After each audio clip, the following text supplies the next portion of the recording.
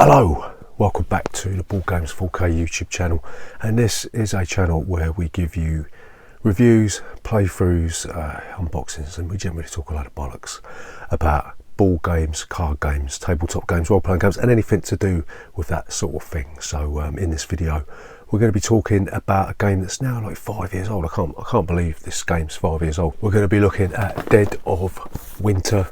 This is a zombie-themed, post-apocalyptic thematic game that may or may not have a hidden traitor. And in this video, we're going to be giving you a very, very brief overview of the rules of the base game, and we might throw in some stuff from the Long Night expansion and also the Warring Colonies expansion. We'll be telling you what we do like, what we don't like, and then we'll come back and we'll tell you whether or not Dead of Winter is still worth playing today and in the future, and whether or not there's other games that have come out since its release in 2014 that are better than this one. So if you're new here, then please consider subscribing to our channel. Leave a comment in that section downstairs in that box down there, and we'll see you after this.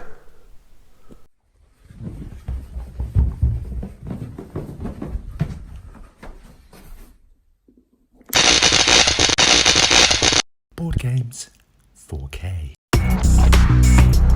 So, Dead of Winter, how'd you play it? We're going to give you a rough rules overview. So this game is divided into two phases, and the first phase is the player's turn phase, and the second phase is the colony phase. And in the player's turn phase, you're all going to be, well, to start with, you're going to be taking a couple of characters are going to be controlling. One's going to be the lead character, one is going to be a sidekick, and on the card you've got at the top you've got the character's charisma or their leadership qualities, right? And that's useful for who goes first in the round. And then you've got the how powerful they are at fighting, and then you've also got how good they are at searching, and then every character's got a special ability at the bottom. So you'll be taking two of these, and you'll be taking a number of dice equal to the number of characters that you've got plus one for the player. And at the beginning of the player turn, you'll reveal a crisis, and this crisis will generally ask you to contribute a certain number of resources by the end of that round. And if you do it, you get a bonus, and if you don't, something really, really nasty happens.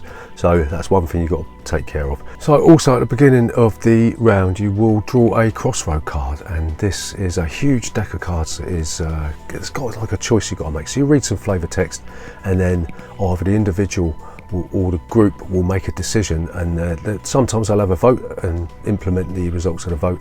And yeah, some of these cards are really quite sort of harrowing, quite nasty, and some of the decisions you've got to make aren't very pleasant, and it's a good thing because it really does sort of hit home.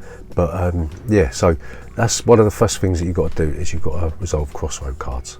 So the second thing you're going to do, everybody rolls their dice, and you'll be assigning those dice to a variety of different actions. So some actions require dice, others don't require dice, so you can just take them anyway. So the first thing that you can do is you can attack a zombie or another player if you want to. So what you do, you'll choose a target, and you'll spend one of the dice that you just rolled, and you have to choose one that is equal to or higher than your attack value, and then that attack hits. Okay, but you also have to roll the exposure die if you are attacking a zombie. And the way this works is it's a 12-sided die. You've got a 1 in 12 chance of being bitten and dying straight away, right? So yeah, then you can either take a wound, you take 3 wounds and you're dead, or you can get frostbite, and wounds appear each round until you're cured from frostbite, or nothing happens. So that's how you have a fight. So the second thing you could do is you could search, and there's a variety of locations in this game. You've got the police station, you've got the school, you've got the library, you've got all sorts of different locations that you can visit. And what you do when you move to a location, you roll the exposure die as you did when you have a scrap, and then you move your character there. So when you're at a location, you can search the location for things, and each location has a deck of cards that you will search through, and each location will have a majority of certain types of cards. So the gas station, you might have a majority of fuel.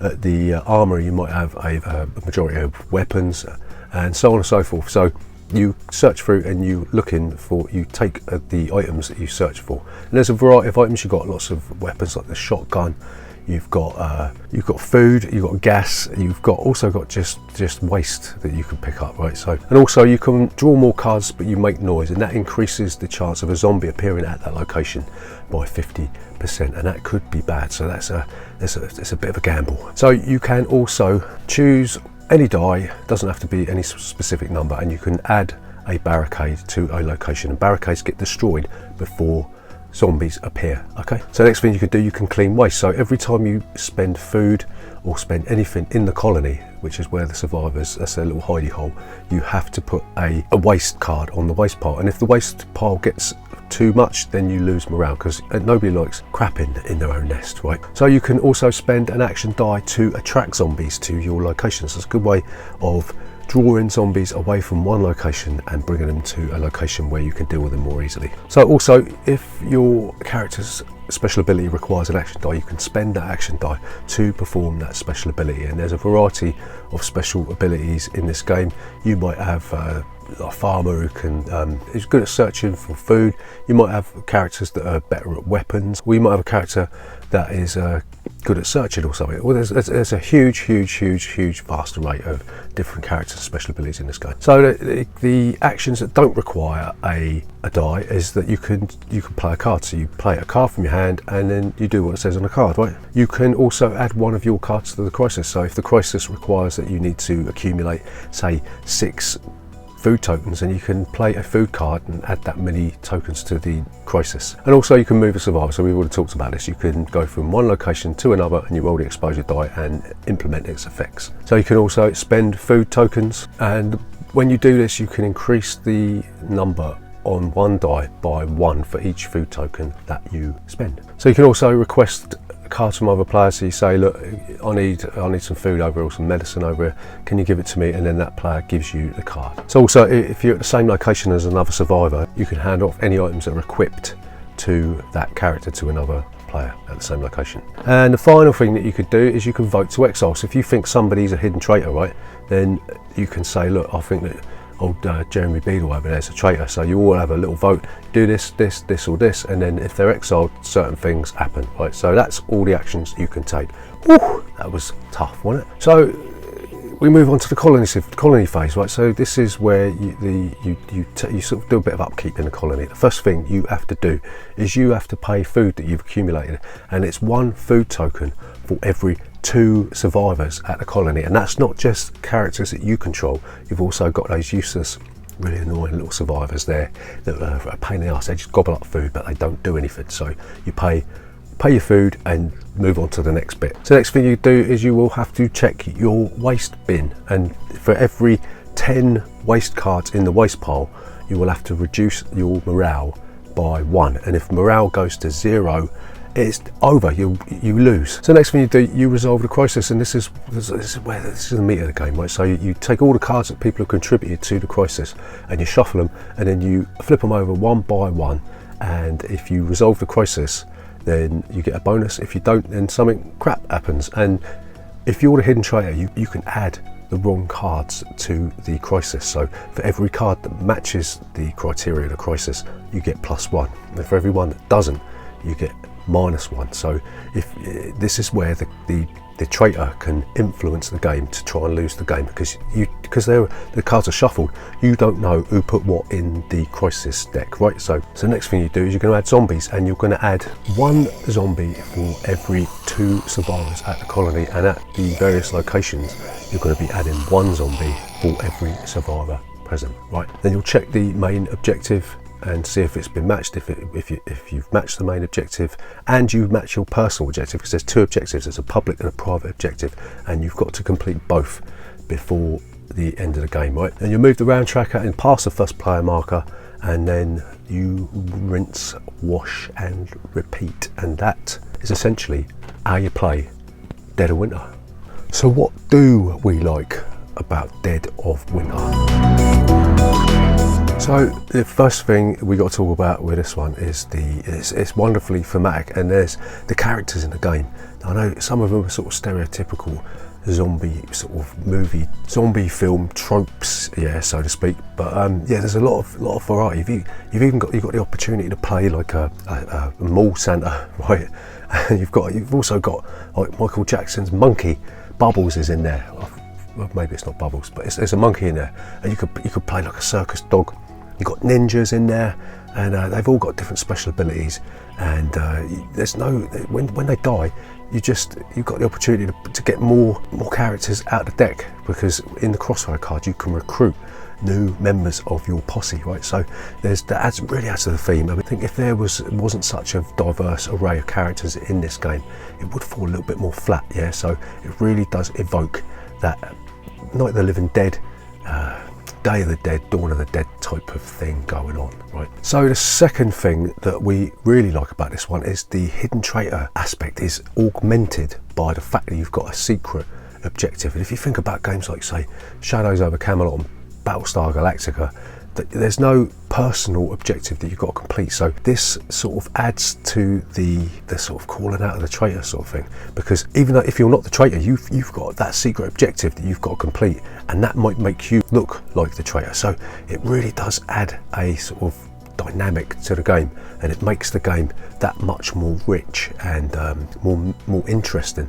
So yeah, that's really good. So the following on from this, another thing that really sort of elevates this game above other games of its type, other zombie games and other hidden traitor games, is the fact that the Crossroad cards really do sort of add a storytelling element to this game, and that you can even download an app for your iPad or your Android phone or whatever, where you get Eric Summerer to sort of reads off these cards, yeah. And that, we don't use that because we like sort of telling it in our own way. Yeah, it really does add a storytelling element to this already thematic game. So fantastic. So the fourth thing that we really like about this one is that the cooperative and individual nature of this game combine to provide you with some harrowing choices. You know, do you try and complete your secret objective, your personal goal first at the detriment of the group, or do you try and help the group first? Because if the group doesn't perform well and the morale goes down, and you're going to lose the game. So it's a tussle between what you do for yourself and what you do for the group. And I think that's one of them sort of really realistic conundrums that you've got to overcome if this was reality, which it might be. But it's one of them things where in this situation in reality you would be torn between that sort of thing, wouldn't you? So what don't we like about Dead of Winter? So the first thing that we tend to get frustrated with about this game is the fact that everything hinges on random die rolls, and it might be the case that you get crap rolls when you roll your blue action dice, but there's ways to mitigate that. But the thing that we find most frustrating is the exposure die, and you could be trundling along really happily, you've built up a wealth of stuff for your character and you think they're rock high, and then suddenly boom, out of the blue you roll that one single side of the die that kills your character outright, and insta-death is never welcome. We hate insta-death, and it's the same. The zombie side suffered from this kind of thing with the targeting issue, and that was resolved well, sort of resolved in future, but you had to house rule it out.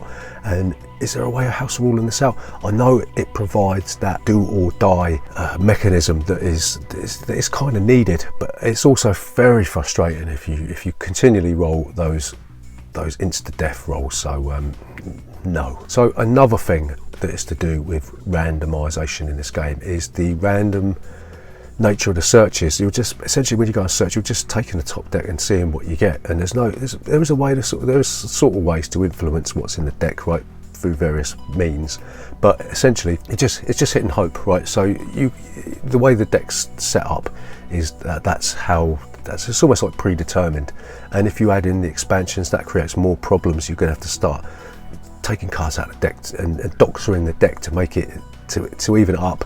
And I don't know if there's a better way of doing this.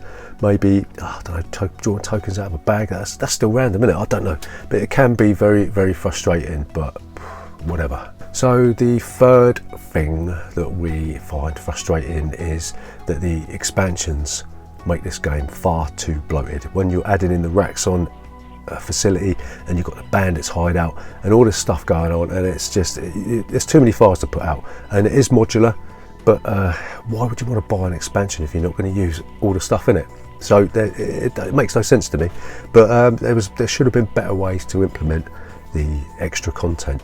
And the fact that the Long Night is a standalone game, but it's also an expansion, it means that you're buying stuff that you've already got in the box. Yeah, so it's a bit of a rip-off at the end of the day. So the fourth thing, and the main thing that is a problem with Dead of Winter, and probably all hidden traitor games, or all these games, is that the end game could be realised way before the actual end game. So you could do really badly down to random die rolls or random card draws, and you might see that everything's lost before you actually get to that point. So you're playing out sort of the last third of the game, or the last quarter of the game, for no reason, because you know you can't win. So that's a big problem with these hidden traitor games and these creeping death type of games. Like I say, Robinson Crusoe is the same thing. That suffers from the fact that you know you can't win